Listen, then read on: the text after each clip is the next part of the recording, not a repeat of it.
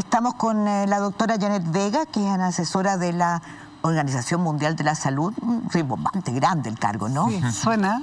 Fue ex subsecretaria de Salud. Y con el doctor Cristóbal Cuadrado, quien es jefe del Departamento de Políticas de Salud del Colegio Médico. Exactamente. Un colegio que durante, hay que decirlo, ¿no?, durante esta pandemia ha sido un faro importantísimo de serenidad, de información. Así que yo quiero aprovechar de felicitar a ese colegio que con distintas posturas, con personas de distintas ideologías y de distintas sensibilidades, ha logrado armar un equipo fantástico, y yo creo que es una de las riquezas que hemos aprendido a aquilatar en esta pandemia. Bueno, yo quisiera, además de felicitarlo, pedirle a usted, porque hoy día, este fin de semana, hemos tenido una información bastante compleja, ¿no? La cantidad de muertos sospechosos y confirmados se acerca, si no me equivoco, a los 29.000, 28.686. Estamos el 96% de la población confinada. Estamos con una cantidad de camas críticas que nos dicen que lo peor, todo lo que estamos escuchando a nuestro alrededor, viene. ¿Cuál es su expectativa, su información, su palabra hoy día para todos aquellos que nos están escuchando en sus casas? Bueno, primero, buenas noches a las 3. Es un placer estar acá y compartir con Cristóbal. A las 4, porque Alejandra está... Ay, ¿verdad que Alejandra está? Como no la veo. Hola, Ale, perdona. Hola, no te preocupes. La verdad es que estamos muy preocupados, pero el problema es que esto es como el libro de García Márquez, Crónica de una muerte anunciada. Nosotros, desde el Colegio Médico, desde la comunidad científica, estuvimos todo el verano diciendo que en marzo iba a haber un aumento muy importante de casos por estos permisos que se habían dado, que era evidente que la pandemia la íbamos a llevar primero a los lugares de vacaciones y luego, cuando volviéramos, íbamos a tener un aumento muy importante. En estos momentos estamos como en el peor mes, que fue julio. Tenemos un 94% de las camas UCI ocupadas, estamos a promedio de 34 hospitalizaciones por día y nos quedan alrededor de 190 camas. Pero en una situación en que, a diferencia de julio, la pandemia está extendida en todo el país, por lo tanto no hay espacio para ir moviendo pacientes. Para ir moviendo ni infraestructura, ¿no?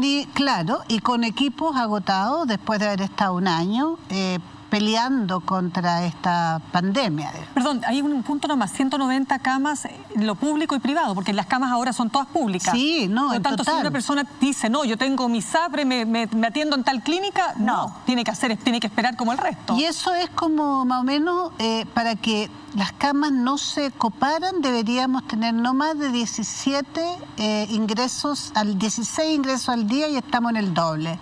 Por lo tanto, lo que podemos pensar es que va a haber un copamiento de camas, y si uno piensa que la cama es lo último antes de que las personas fallezcan, es decir, quiere decir que estamos con una epidemia muy importante ya desde hace varias semanas y desafortunadamente en ascenso. Todas las cifras, todas, van en ascenso. ¿Qué tendría que agregar usted, doctor Cuadrado? A mí me parece muy importante subrayar de que la situación que teníamos el año pasado, en el peor momento, era un poco diferente, porque tuvimos primero un gran pico epidémico de las regiones del país, ¿sí? Y después de eso vino el pic de Santiago, ¿no? Entonces eso permitió hacer cierto juego, como decía Janet, de que los pacientes eran trasladados de un lugar a otro. Hoy, lamentablemente, la situación es crítica en todas las regiones del país, ¿sí? En el centro-sur, una situación muy crítica, y también en la metropolitana. Y yo creo que hay otro factor muy relevante que tiene que ver con la fatiga de la población también, ¿no? Tenemos una fatiga del personal de salud, pero también de las personas, que también están muy cansadas con respecto a las cuarentenas, donde hemos visto que, por ejemplo, el toque de queda tiene poca efectividad también porque la gente ya lo incumple, ¿sí? Y eso nos hace estar en un escenario que es muy complejo.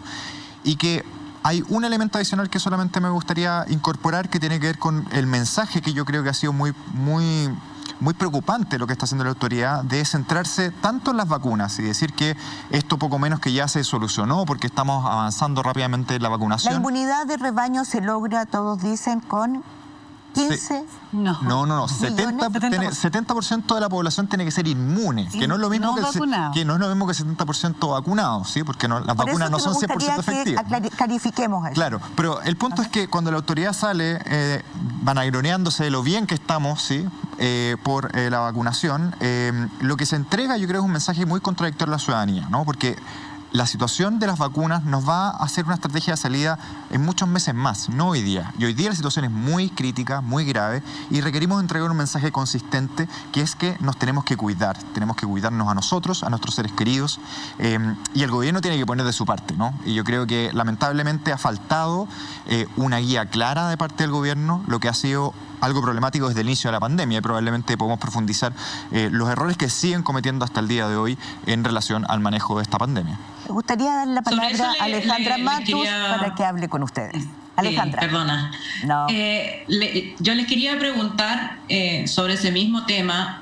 ¿Ha habido un aprendizaje mundial respecto de cómo enfrentar la pandemia? Cosas que se hacían al principio que ya se sabe que no son necesariamente las más eficientes, como esta obsesión por desinfectar superficies, cuando en realidad el virus se transmite fundamentalmente por el aire, en espacios cerrados y con gente aglomerada.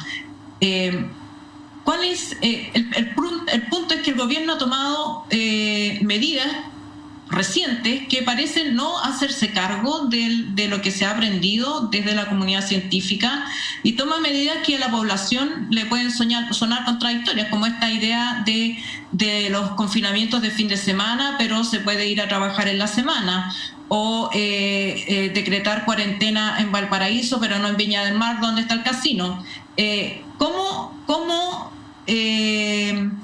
¿Cómo debiera ser una política de riesgo, de comunicación de riesgo eficiente? ¿Qué es lo que se debiera comunicar y cómo se debiera trabajar? Porque también sucede que un gobierno, todos sabemos que está con muy baja aprobación, tampoco hace ningún esfuerzo por trabajar las políticas de prevención con la comunidad en sí misma. El toque de queda no queda claro si es una medida sanitaria o una medida de control social. ¿Cuál debiera ser una política de comunicación de riesgo efectiva para enfrentar la pandemia? Doctora Vega. Sí, bueno, tal vez yo voy a poner un ejemplo. El ejemplo de política efectiva de comunicación de riesgo es Angela Merkel. Si ustedes se fijan, ella va siempre adelante de la pandemia, se para frente a sus ciudadanos con toda tranquilidad e indica lo que viene. No en ningún momento ha salido a decir que bien que lo está haciendo Alemania, ni que somos los winners, y menos todavía retando a la gente. En todo momento es una comunicación respetuosa, positiva, pero con claridad de los riesgos y dando confianza que de esto vamos a salir todos. Eso acá, en términos de política de comunicación de riesgo, la verdad es que las cosas han sido más o menos nomás, hay harto espacio de mejoría. ¿Por qué? Porque hasta hoy día, por ejemplo, ayer salió una carta de los obispos diciendo que querían que abrieran las iglesias para poder ir a la iglesia. Hoy día eso se hizo, en un momento en el cual no hay espacio, en un momento en el cual todas las personas que están yendo a la iglesia se están poniendo en riesgo. Entonces, de hecho, el caso 1 en Corea del Sur es precisamente los mayores contagios se produjeron en los ritos religiosos. Así es. De altísimo riesgo. Es de altísimo riesgo. El año pasado, y me acuerdo de la iglesia evangélica, los ritos de los evangélicos. Es de altísimo riesgo. Entonces, uno ve, por ejemplo, el momento en que estábamos diciendo que había mascarilla, el presidente se paseaba en la playa sin mascarilla. Y uno ve que le dijimos todo, si van a dar los permisos de vacaciones, tienen que dar permiso de una manera inteligente, hay que ir dando los permisos con las personas que tomen hora para ir de vacaciones, de modo de mantener los aforos.